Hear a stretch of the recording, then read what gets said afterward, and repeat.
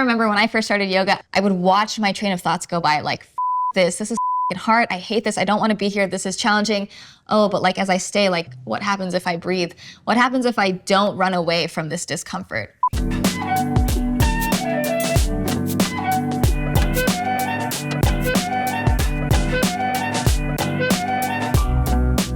So a very brief introduction to me. I'm a yoga teacher and I've been teaching since 2014. I've worked with athletes of all kinds from recreational to professional, including NFL athletes, Ironman competitors, runners, marathon runners, climbers. I've also worked with people who are post-surgery or who are working through specific injuries. And through all of that experience, not just working with others, but also my own experience with movement, I've learned a lot and I'm really excited to be here and to share it with you. So let's start with the question, what even is yoga? It's a huge question, rightfully so. It's a little bit intimidating to answer as someone who is a yoga teacher and yoga practitioner from the West. Yoga is a deeply rich and beautiful traditional practice from India that's been practiced for thousands of years and has had many different iterations over time. What you'll see in this series, and for me as a teacher, is really a focus on what we call asana, or the physical postures and that side of the practice. And I just want to take a moment and say that even though that's what we'll be focusing on, that is only one of the 8 limbs of yoga. And what yoga really is about at its core is creating unity and this sense of balance between mind and body and spirit. I think it's often for me been this like balance of like honoring my own journey and where I'm at, and still aspiring to represent yoga in a way that I feel is not disingenuous to its roots, but also recognizing where my skill set lies. So for me as a teacher and as a practitioner, yoga has always really spoken to me in terms of like its physicality, not with the intention of making it showy or to meet a specific aesthetic, but rather as a gateway for us to practice our mind-body connection. So let's circle back to our first question, which is, why should you incorporate yoga into your training or fitness routine? So I think the simplest way to think about this is yoga and your yoga practice is like a training ground for physical and mental skills that you want to make into muscle memory, so that when you go into the arena, which could be something like a competition or a game or a race, or maybe it's something more like a job interview or a challenging conversation, you just have all of those skills ready for when you need to call on them.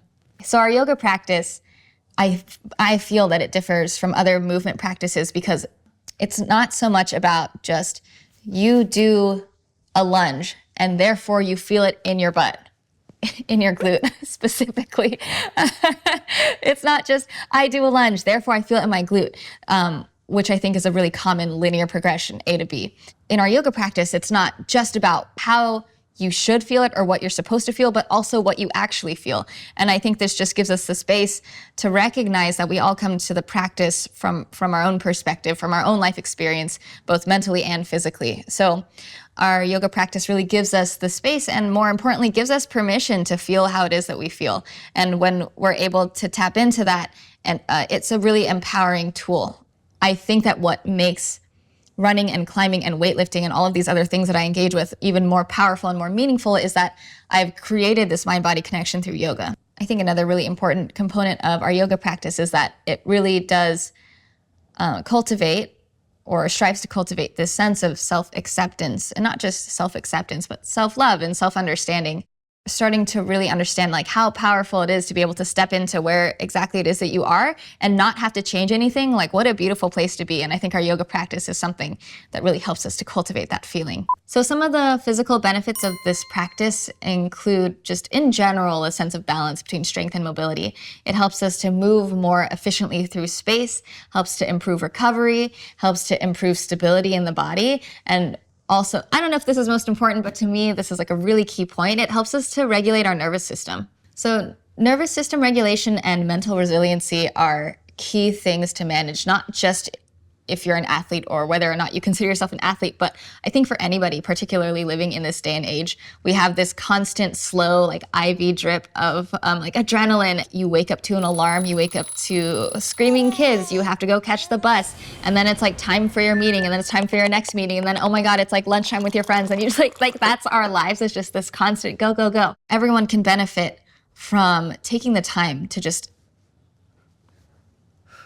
like slow down and take a beat. Being able to create this mental resiliency through yoga really gives us the tools to handle challenges that come our way. So when we get onto the yoga mat and say you get into something like a pigeon and your hips feel really tight, it's not just an opportunity to stretch your hips, it's an opportunity to recognize the difference first between reaction and response, but also to just like recognize the way that it feels and like how does that feeling make you want to react, right? So for me, I remember when I first started yoga, I'm like a really inflexible person for a yoga teacher. Lots of air quotes here because like flexibility is not important as a yoga teacher. Let's just start there. But also, I was really inflexible, quote unquote, as a yoga teacher. And when I first started yoga, my hips were so tight. I hated pigeon pose. And I would just be there and I just think like, I would watch my train of thoughts go by like, this is hard. I hate this. I don't want to be here. This is challenging.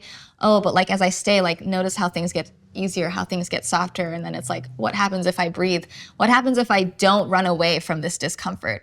That is a skill that we can find on our yoga mat that really easily translates to pretty much anything in life. Because like if you're an outdoor athlete and you're on a trad climb and you're on the third pitch up and there's just like a bunch of wasps, it's like, what am I gonna do? You have to keep a clear and calm and cool head. You can't control the weather when you're out ice climbing. You can't control the weather when you're on a hike.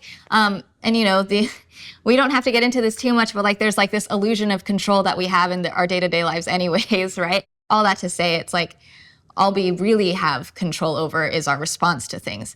So our yoga practice, great training ground for that. Taking it into the arena, which could be any hobby, activity, sport, or maybe it's just daily life. And that's why resiliency is important. Thanks for coming to my TED Talk.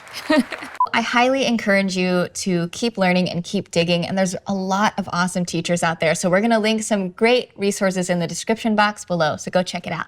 Thanks so much for joining me. If you liked this video, you want to see more, hit like, subscribe, the notification bell, and also leave me a comment. Let me know what it is you want to see, what you want to learn, what you want to know. Thanks again so much for joining me and Inky, and I'll see you again real soon.